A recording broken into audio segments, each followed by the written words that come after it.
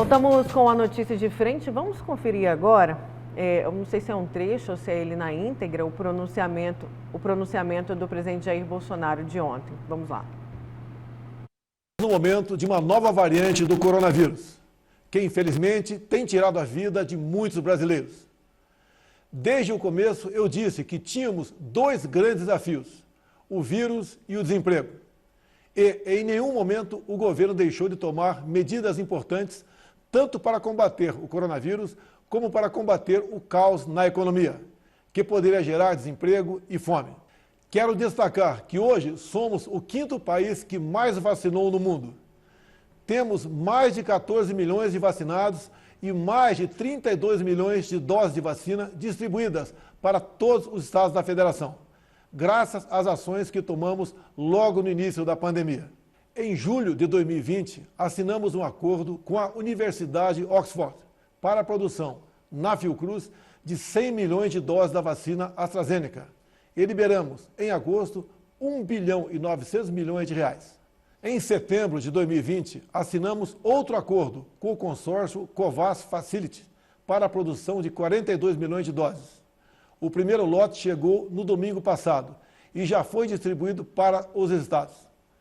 Em dezembro, liberamos mais 20 bilhões de reais, o que possibilitou a aquisição da Coronavac, através do acordo com o Instituto Butantan.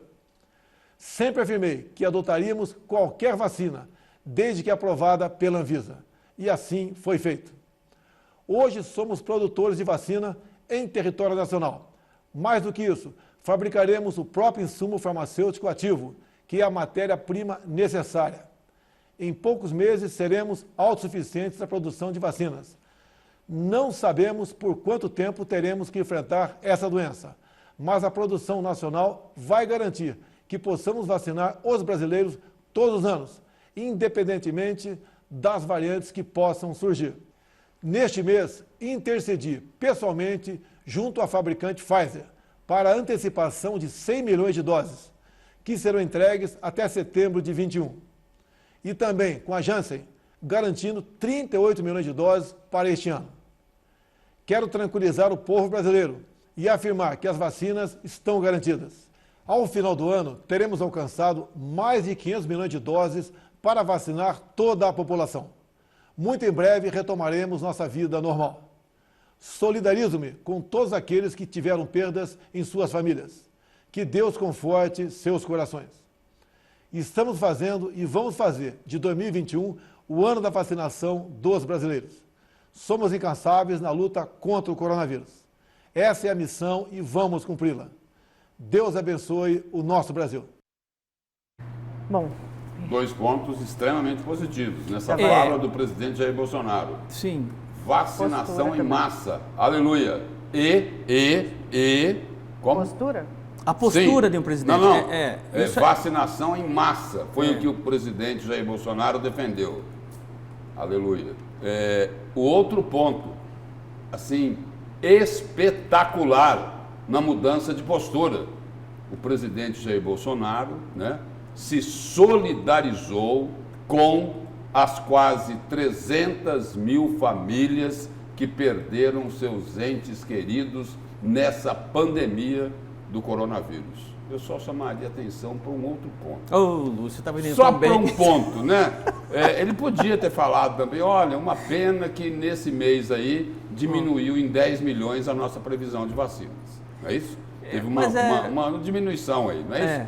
Mas tem todo esse problema de que o mundo inteiro está atrás de vacina. Pode ficar tranquilo, não vou brigar com você. Que o mundo inteiro está... Mas eu vou ficar com os 2 pontos positivos, professor Haroldo. É isso aí. Porque eu quero ser otimista. Eu não vou nem falar. Vacinação em massa, que o presidente falou, e se solidarizou com as vítimas do vírus mortal. Mudou a postura. Vamos em frente.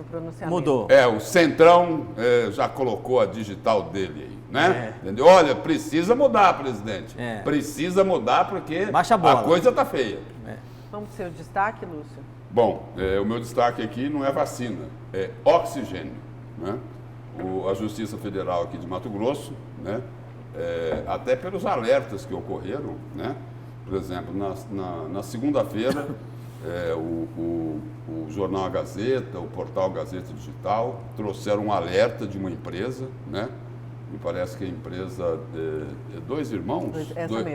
Dois Irmãos fazendo um alerta, né, ao governo do estado, né, de que que existia assim, o risco, né, iminente de começar a faltar oxigênio em 30 municípios nas regiões norte e médio norte aqui do estado. Essa empresa fez esse alerta e disse o seguinte para o comunicado ao governo do estado: olha, nós estamos comunicando, pedindo que sejam tomadas as providências, não é isso?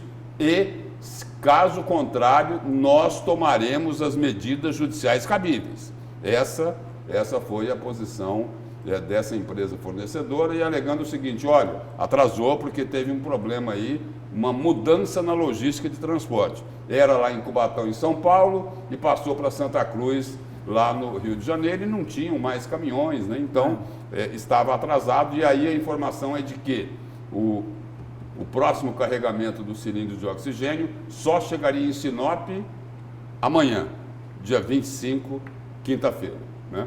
Aí o Estado de Mato Grosso, a Secretaria Estadual de Saúde, eu tenho aqui esse documento, no dia 22, na segunda-feira, é preciso lembrar que esse alerta aí, eu não tenho a data exata do alerta dessa empresa Dois Irmãos aí, dessa fornecedora, mas me parece que foi no final de semana esse alerta, né? Na segunda-feira, a Secretaria Estadual de Saúde enviou um ofício ao Ministério da Saúde relatando essa situação e pedindo as providências, né? De acordo com a notificação extrajudicial, aí faz referência lá ao alerta da empresa Dois Irmãos, né? Em razão do aumento expressivo dos casos graves da Covid-19, houve a elevação do consumo e coloca o seguinte: reduzindo a estimativa de duração do estoque para até o fim da manhã de hoje. Aí coloca aqui 22/3.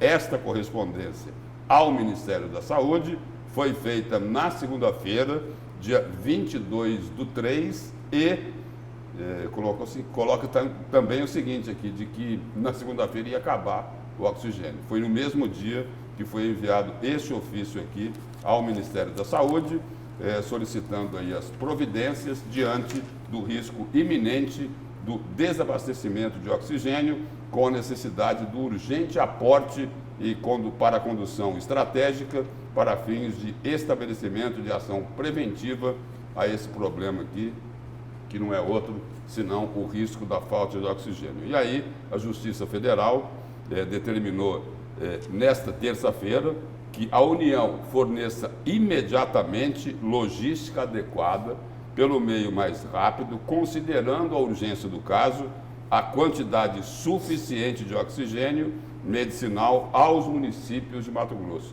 E essa decisão aqui, ela é do juiz federal Irã Armênio Xavier Pereira, né? Esta ação aqui, ela foi proposta pela Defensoria Pública do Estado, em que pese este ofício aqui da Secretaria Estadual de Saúde ao Ministério da Saúde. E aí, de acordo com a decisão aqui, o governo federal deve buscar em outros estados a possibilidade de fornecer cilindros de oxigênio gasoso em condições de serem transportados por via aérea para atender a demanda urgente dos municípios de Mato Grosso, em cumprimento à cooperação constitucional e legalmente imposta. E o juiz também coloca que a União, em conjunto com o Estado de Mato Grosso, aí é o seguinte, aí é aquela história de competência concorrente, não é? Não é só a União, não. O Estado de Mato Grosso também tem a obrigação dele, tem a responsabilidade dele. A União, em conjunto com o Estado de Mato Grosso, tem o prazo de 10 dias para apresentar um plano para abastecimento de oxigênio medicinal para a rede de saúde do Estado de Mato Grosso durante a pandemia. De novo, nós voltamos na sua palavrinha mágica, professor Haroldo Arruda Júnior. Senhores, planejamento, né? Se não planejar... Está faltando ou não? Está faltando ou não? Porque o alerta dessa empresa aqui, o alerta da empresa fornecedora, Foi um alerta, assim, quase desesperado, né? Olha, só tem oxigênio até amanhã. E se vocês não fizerem nada, nós vamos tomar as medidas judiciais. Porque dependendo do caso, da irresponsabilidade, tanto é o seguinte, que o ex-ministro Eduardo Pazuello está tendo que responder lá no Supremo Tribunal Federal por uma ação da Procuradoria-Geral da República, aquela questão do oxigênio lá em Manaus, lá no estado do Amazonas. Então, é bom ficar atento nessa questão, todos têm que ter consciência da sua responsabilidade, a gente entende a dificuldade, não tem UTIs, tem um colapso gigantesco em toda a rede de saúde pública, mas não pode descuidar, não é? Não pode descuidar. Em meio a todas essas notícias, tem uma notícia boa, pelo menos a gente precisa falar também. A Energisa, a concessionária de Energisa, fez uma doação de 100 cilindros de oxigênio, né? Eu acho importante isso, a Energisa está, de certa forma, cumprindo com o seu papel de responsabilidade social e os demais poderes também poderiam ajudar de alguma forma, a própria Águas Cuiabá e outras instituições e multinacionais que estão presentes em nosso estado poderiam ajudar num momento crítico como esse, sem dúvida alguma. E tem uma notícia ruim. Mas, Johnny, eu queria terminar com uma boa. Notícia ruim, né? De onde que vem a notícia ruim? Do Supremo Tribunal Federal. É a história do... Estão anuladas todas as provas no caso do triplex lá do Guarujá, do senhor Luiz Inácio Lula da Silva. O ministro Gilmar Mendes levou um sabão, se irritou, porque ele levou um sabão do ministro Nunes Marques. E aí o seguinte, ele chegou até a se dirigir de forma deselegante ao ministro Nunes Marques, porque não gostou do que o ministro ele falou para ele. Ele sempre solta um palavrão não gostou do que o ministro falou para ele. Mas o fato é o seguinte, por 3-2, eles declararam que Sérgio Moro, foi parcial ao condenar Lula. Conversa fiada, né? E teve mais ainda. A ministra Carmen Lúcia, que tinha votado a favor de Sérgio Moro, mudou o voto. Votou contra. Aí ela falou o seguinte, olha, eu mudei o voto porque surgiram fatos novos. Aí vem o relator da Lava Jato, que foi o relator desse caso também lá na segunda turma, o ministro Edson Fachin, falou, ministra, eu lhe respeito muito, mas não teve fato novo nenhum. Não teve fato novo nenhum. Ou seja, mais uma vez, o senhor Luiz Inácio Lula da Silva foi premiado pelo Supremo Tribunal Federal. No primeiro caso lá, foram anuladas as condenações, não é isso? De Luiz Inácio Lula da Silva.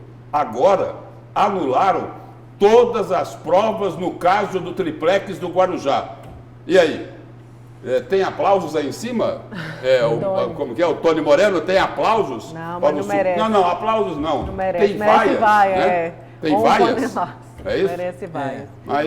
Mas, professor, infelizmente, a notícia não é boa, mas é preciso registrar que, mais uma vez, a mais alta corte do país nos brindou com o seguinte, com mais uma pá de cal em cima da Operação Lava Jato, que colocou muito bandido na cadeia, e agora todos eles vão poder recorrer em cima dessa decisão do ex-presidente Lula, falar o seguinte, olha, anulou dele, tem que anular de todo mundo. E o Sérgio Moro julgado por parcialidade. Por quem?